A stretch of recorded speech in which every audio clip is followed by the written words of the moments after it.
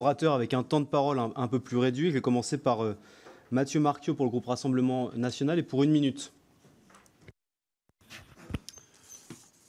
Monsieur le Président, chers collègues, le rapport Draghi nous montre les faiblesses de la défense de l'Europe. Il est vrai que face à la crise ukrainienne, les nations européennes ont révélé leur sous-investissement chronique et la dépendance excessive aux armements non européens, notamment américains. Cette situation de fragmentation nous coûte, affaiblit notre compétitivité et limite notre capacité à agir face aux défis sécuritaires croissants. Le Rassemblement national soutient une autonomie en Europe des nations capables de produire leur propre armement pour garantir notre autonomie stratégique. Nous pensons qu'il est urgent de mieux coordonner les efforts des nations en Europe, notamment en encourageant les projets conjoints et de coopération entre les gouvernements et industries, et ainsi de donner la priorité aux solutions européennes dans les achats de défense.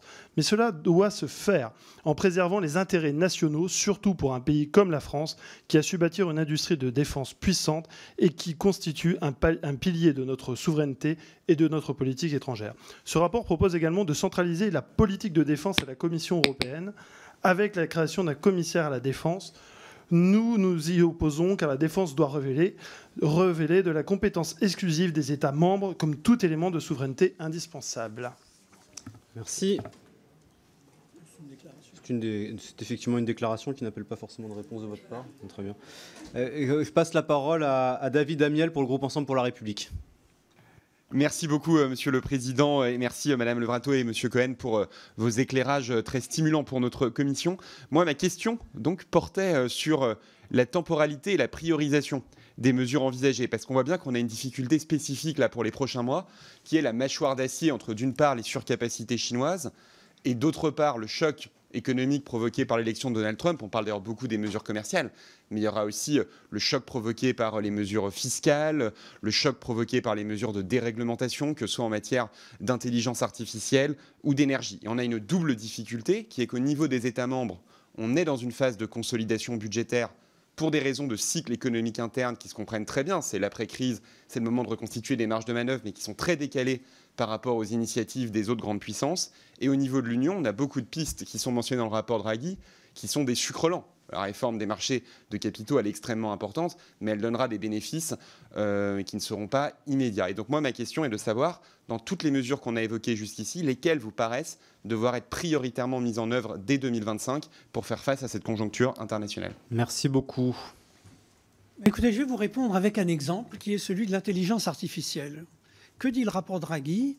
Le rapport Draghi dit que la recherche sur l'intelligence artificielle a été stimulée aux États-Unis par le développement de stratégies de recherche concurrentes, en Chine par un objectif obsessionnel de rattrapage, et en Europe, on a voulu limiter, endiguer, prévenir les effets de l'intelligence artificielle en multipliant les réglementations.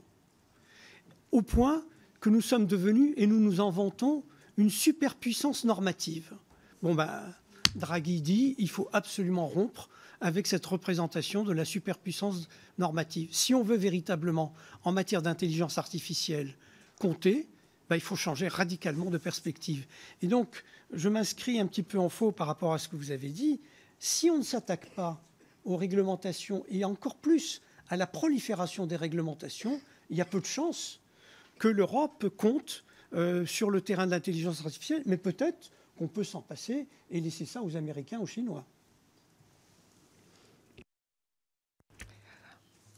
En réponse à votre question, il me semble qu'une politique de l'innovation radicale passe d'abord par une politique elle-même innovante et que tenter ou souhaiter dupliquer les technologies américaines en Europe pour rattraper un retard ne soit pas en soi une politique réellement innovante.